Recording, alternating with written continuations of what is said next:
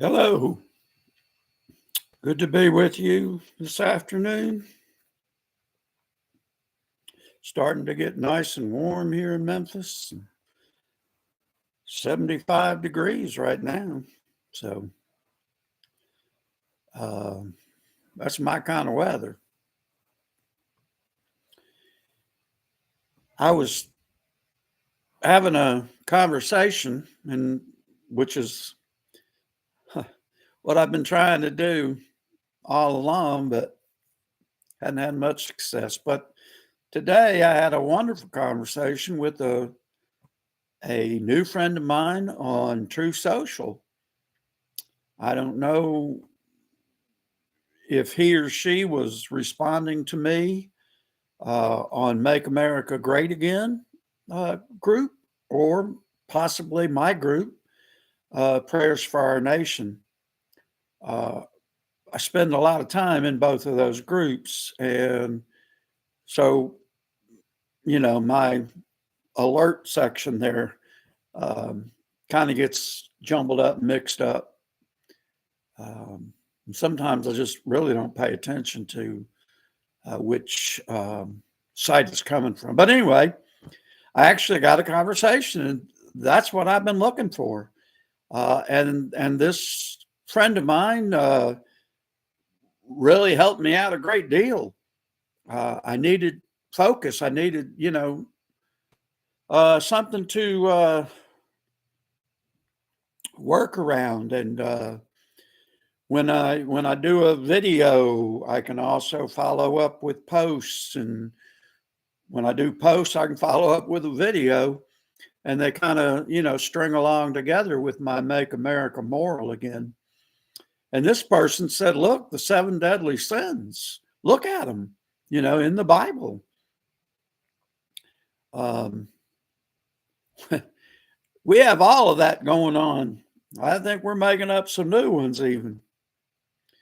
But we're going to go through those seven deadly sins um, and see if we can't, cut back on doing those things as a country, as a nation. Um, Individually, we fight against one, two, or maybe even more of those sins in our own lives. Um, if we've got the right spirit on our side, we can at many times defeat those sins. We're not perfect, so sometimes we will mess up, and we're forgiven. We know we messed up. We admit we messed up. We ask, for forgiveness, and it's already given, already forgotten. But anyway, so the first one I want to mention here is this idea of pride, and how pride, biblically, um, we can see in a lot of areas where pride made people in the Bible times do some really, dumb things, wrong things, sinful things. They couldn't admit that they could possibly, be wrong. They wouldn't hear of it. The rabbis and the Sadducees and the Pharisees, they railed against Jesus Christ and those that would, speak that horrible new gospel, this Christianity. Uh, they fought against terribly. And a lot of it was simply due to their pride. They didn't want to give up power. Um, they didn't want to do anything that what might lower them in the eyes of the Israeli people, because boy, they had a lot of power. Okay, they had a lot of power, and so we see that today. Uh, And I notice now, instead of liberal media, some are now saying commercial media. Well, I know some commercial media that's, I mean, they're in it to make money. I mean, that's part of what their purpose is. They're business people. Anyway, pride is it gets in the way.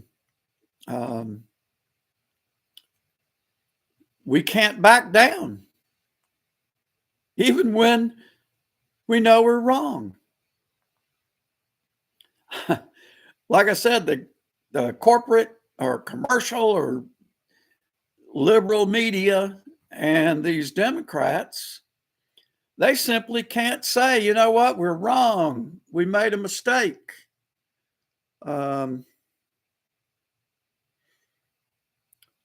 What we want to do simply isn't working.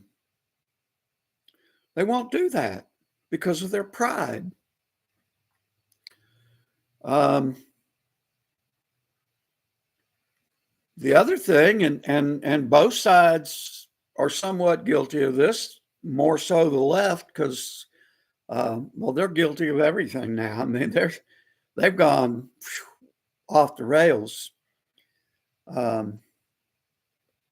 But they can't let go, you know. Nobody believes, truly believes that men ought to play in women's sports. These Democrats and these liberals, they're not doing it so men can play in women's sports. You know, they're doing it because they want to champion a cause. You know, they want to be able to say, look what I did. Only problem is it's about an 80 to 20, maybe 90 to 10 issue. There's just not many people that are going to side or think you're right when you say men should be allowed to play in women's sports. I don't believe you that you're serious. I do believe, however, that you can admit that it's a stupid thing, that it's harmful, that it's dangerous.